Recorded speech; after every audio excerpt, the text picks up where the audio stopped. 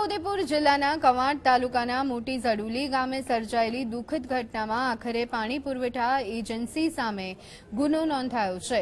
ગઈકાલે પાણી પુરવઠાની પાઇપલાઇન લીકેજ થવાના કારણે ભરાયેલા પાણીમાં 2 માસૂમ બાળકીઓ ડૂબી જતા તેમનું કરુણ મોત નીપજ્યું હતું।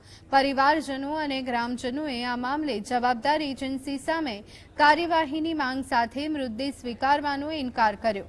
સતત 24 કલાકના વિરોધ બાદ કવાંટ પોલીસે જલારામ પ્રોજેક્ટ પ્રાઇવેટ લિમિટેડ અને તેના એન્જિનિયર સામે ગુનો નોંધી તપાસ હાથ ધરી છે।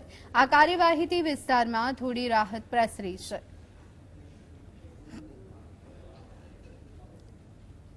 ફળિયામાં આવેલ કોઝવે નીચેથી પસાર થતી પાઇપલાઇન જે કુપ્પા જૂથ પાણી પુરવઠા યોજના અંતર્ગત આવે છે તેમાં લીકેજ થવાના કારણે ગામમાં રહેતા ભુદરિયાભાઈ વેચાણભાઈ ભીલ તેમની 2 દીકરીઓ ઉંમર વર્ષ 3 તથા ઉંમર વર્ષ 4ની હોય જે ખાડાના પાણીમાં પડી જવાથી તેનું મોત નીપજ્યું હોય।